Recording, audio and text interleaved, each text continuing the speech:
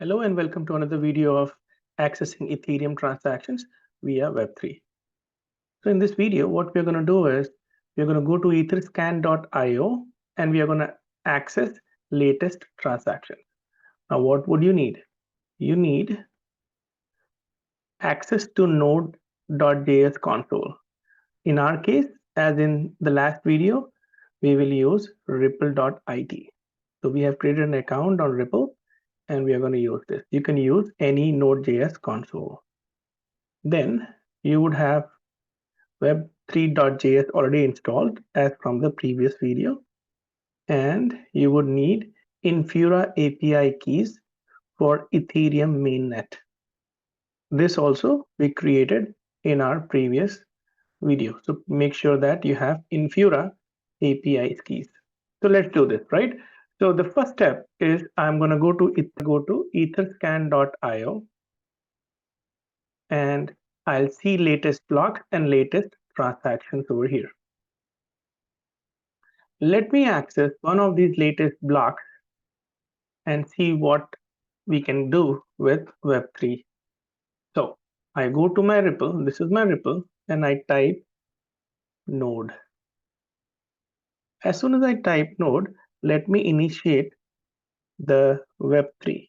In order to initiate Web3, I am going to use this variable Web3 equals require Web3. This is the command which is going to include, enable, activate Web3 in our console. Undefined is fine.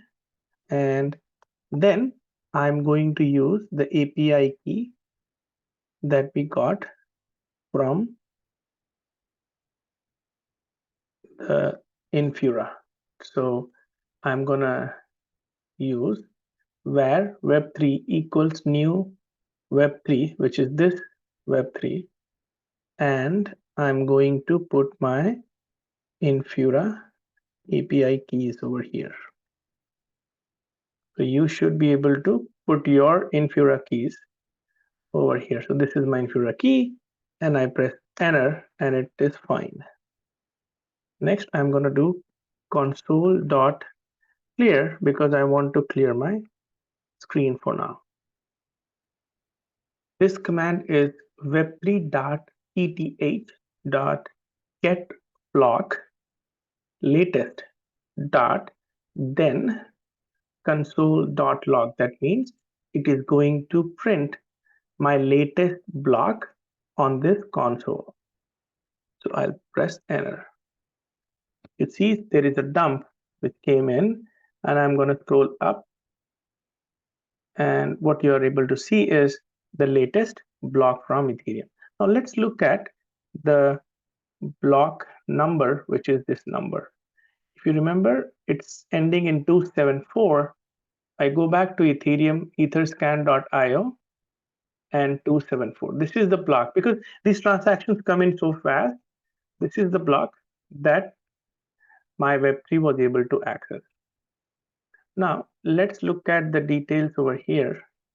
And you would see that all of these details, the SHA-3 uncles, parent hash, gas limit, size, and stuff like that, all of these transactions have been brought in. So if you look at gas used, this is the gas fee which was used for this transaction, 299.84991.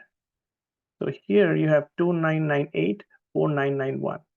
Now let's use and get this gas used using the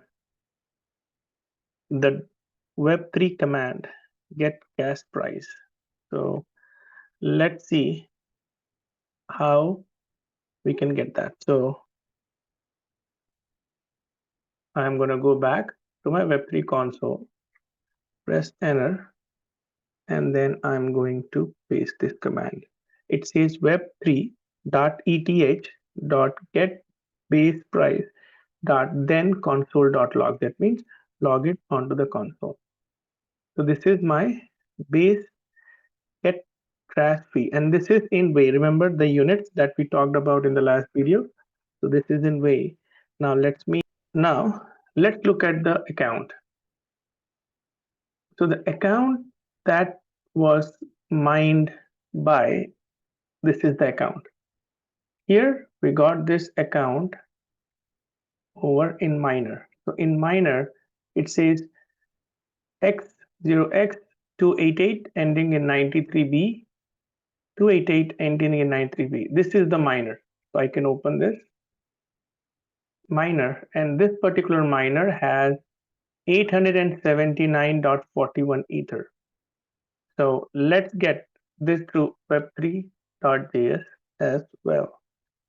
So what I'm going to do is I'm going to define this. So I'm going to say var ACCT address equals, and I'm going to copy the address of this miner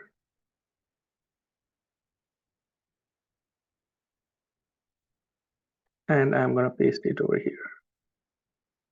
So I'm defining a variable for account address, which is my miner, and I have defined it.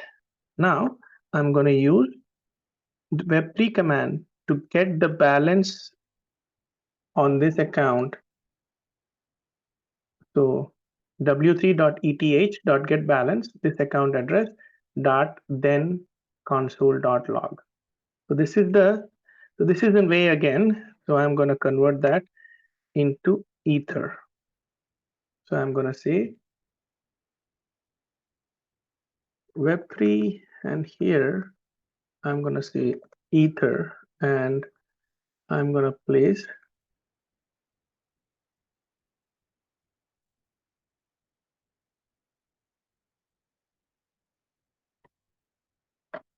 so 879.41. So this account has 879.41 Ether, 879.412 Ether. There you go. And that is how you play around with Web3 on the etherscan.io. In the next set of videos, we'll go deeper and we'll create our own account, own wallet using Web3, and we see how we do it. Again, thank you for watching.